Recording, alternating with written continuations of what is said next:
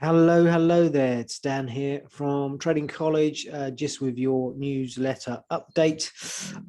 Just starting here first with the Dow, almost the only game in town at the moment.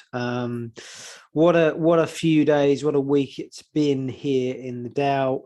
We've had a fabulous red PTS just doing so well for us. If I just get the configuration here, it's been amazing, really, to the downside. We've got some targets that we've hit, second targets, and we're looking really to continue down to 31,847. I think 30,000 could be a real prospect for this market in the coming days and weeks. If we just take a quick look at the weekly, we've got this 30,000 target, 30,032, and we're just beginning with this loss of momentum. We've been talking about that last week and in scan clubs and stuff. And if we finish with in the close of this week with a red PTS and below the moving averages here, then the reality is, we're going to get a new storyteller or sorry, momentum trigger down. Just get rid of the PTS there. Momentum trigger down, and it's going to be sort of the start of probably an even bigger move. Another 4,000 pips is the potential. Big moves coming, and still moving in that direction. And what a day we had yesterday. It was really fascinating with the Fed announcements. We rallied up and we had a trend predictor arrow. I played this yesterday and it was just worked an absolute treat on the daily, and we just was waiting for the 1 hour trend line break. Well, there's a few trend lines here, but yeah, I did one hour trend line break. Let's get rid of a few of these here. I'm doing some analysis, as you can see, but yeah, we had this 1 hour trend line break with a daily trend predictor just broke down, and then we pushed down. Now, having a little bit of a rally, we've got a little bit of separation in the moving averages. So we're just rallying a little, and we might see things back up into maybe 35,000 is not it's not unreasonable if we just take a look at the daily. Little bit of separation here. Any sort of pushes up into this sort of zone. Let's just give you a little bit of a zone there. If I was just get a little circle here, this sort of zone here is going to be maybe the next move. Perhaps we just rally, the dip buyers push us up into here, maybe to 35,000. Round number would be obvious, and then we get that push down. So that's the Dow. We can take a look at the other stock markets. The DAX, pretty similar in its move. You can see here I've been putting a fib on there and some trend lines, and similar type of move. We just read following the PTS. We're at this sort of band of support in stocks, here, which is being kind of respected, and each time price gets down there, it's rallying somewhat. So we do need longer term to push through that. I don't see that as being an issue. But if we get below these lows, this is certainly below here, 14.8, in the DAX, then we could really be even further down to 14,000 kind of zone, if not further. It really, they really are in trouble, stocks, and the Fed certainly yesterday was not interested in changing their hawkish dialogue and their hawkish messaging about bringing inflation down. And I think we maybe have a little bit of chop, if you like, in between these moving averages. But if we break these lows, I think here then we're probably going to 14,000. We've got previous highs here, which will be ultimately the support. 13,500 is the potential in this. We've had this continued loss of momentum in the storyteller, and it's just going to continue really. So looking for short trades in stocks still. Take a quick look at the NASDAQ. Let me just bring this up. Similar story. I mean, NASDAQ's even weaker. Oh, that's not good. Even weaker, and it's sorry, wrong market. Let me just find that again. Sorry, guys. So yeah, tech market, NASDAQ. It's even weaker. We're challenging these lows that we had on Monday. Any rallies again into these kind of sweet spots, back up in, we may have some dip buying, just pushing it up into this sort of zone. We'd be looking for just that rotation, break of trend line again, some sort of trend line up here, and then looking for the next leg down.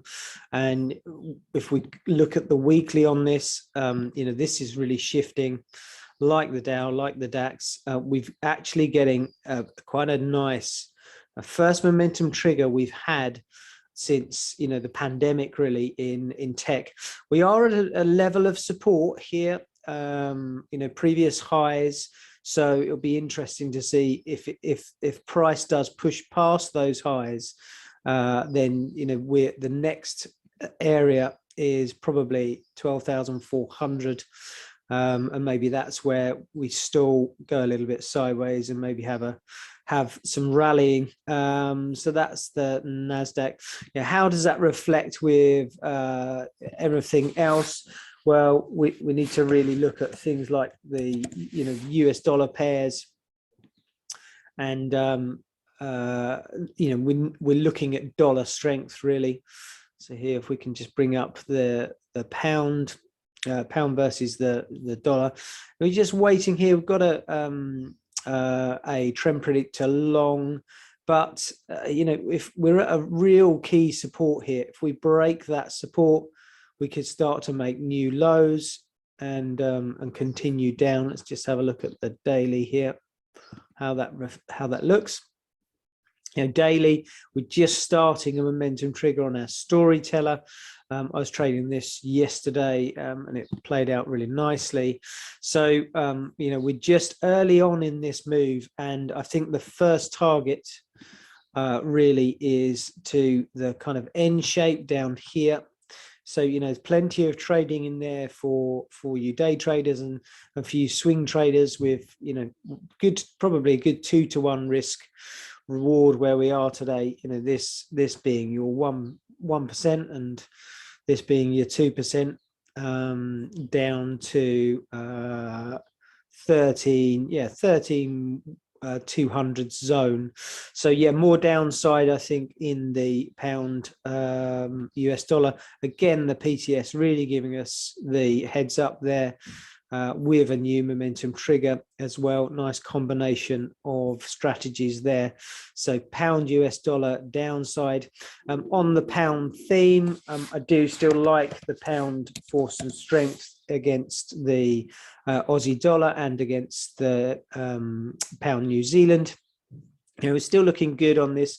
We're still above the moving averages on in terms of price, and we're still above the zero line on the storyteller daily. I think we're just a little area of resistance here. If price can sort of close above there, price can close above these highs here, then we could push to the next target, which is 19,153. It's been a great trade this, but I'm looking for intraday pullbacks to see if we can you can get long again. We had this there's quite a bit of stuff on this chart, but had this just get rid of that. We had a new momentum triggers on the 4 hours, which pushed things up nicely. A little bit sideways now. Just wondering if we just get in a bit of a consolidated wave, and you know, anything for me in these kind of zones again will be sort of buying opportunities. This sort of zone here, kind of 18,750 to 18,850. If we pop down there, I think we just in a little bit of a corrective sideways, chop, and but certainly looking for more long side here. I think we bounced from a weekly support zone fairly recently. Yeah, here we go. We bounced from what we would class as kind of free money, and it's just green. So it's just about patience, waiting for the next move. If you're in it in a swing trade, nothing much to do, just to just look for the next or wait for the trade to play out really, and continue, like I say, 19,150 for sort of day traders, and then up really, and who knows, we could be getting up to this 21,000 sort of zone. The new pound New Zealand, I think, is looking just as good, if not better, and certainly trending nicer. In terms of the weekly here, really strong, nice trending move. The key thing here is we've already kind of broken this area of resistance here, and we're pushing up. We've even broken this previous high as well, and closed. As long as we close this week above there, then we could push and get into 21,000 sort of zone is the next target on the pound New Zealand. Quite a whale trade, I think, blue whale trade, this one, with the monthly firing a new green PTS. If we close like this, what a fantastic long-term signal this could be. We have a momentum trigger here on the storyteller, and we have a new sort of monthly PTS. Those targets of 21,820 look really realistic, and who knows, it could be the start of an even bigger move, like we had over here, and further up in the pound New Zealand. Just one other one here on a commodity quick. We've got gold. So gold is it's an interesting place at the moment. We've waiting for the next sort of trending move, or the next move in gold here, and we had a little bit of a sell-off yesterday. It's not been the greatest market to trade, but we're just looking at this sort of monthly price action, and we've been talking about this for a while. Are we where we are now? The question is, are we kind of in this sort of zone where the rally has sort of failed to make new highs, and now we sort of push back down? We're certainly losing momentum in the storyteller on the monthly, and we're starting to get some sort of short signals on the daily. We've got a daily red PTS, so that will be an interesting one. I think we've been in a sort of symmetrical triangle. You can see here I've got a couple here. This is actually the daily one here that and this is the weekly one. We can have a little look at that. We've got a weekly symmetrical triangle here. So, we're looking for this to break out. We're looking for the next, big move in gold, and it's brewing. It might take a bit of patience. It's been very sideways for quite a long time, very flat on the storyteller. So it's waiting for the next move. Obviously, following the PTS in gold is always fruitful. And if we get a red daily PTS down and we break out of this triangle, then we could get a decent size move with that monthly. Just on another commodity then, crude oil. Crude just looks so bullish and long and really good. It's been a really nice trade. And I think today, we're looking like we're going to hit $88. probably, maybe even up to $90 at some stage in the coming weeks. Where we need to be a little bit cautious, and I was doing this with a student yesterday, is we still do have divergence in our storyteller, so it's still got this sort of lack of momentum. And at the moment I'm plotting the swing here, and I've got these kind of targets where the market could sort of stall, but they go all the way up to $100, $100 plus. And so I think it's just long and strong, certainly to around $88 for intraday, and perhaps the rest of this week.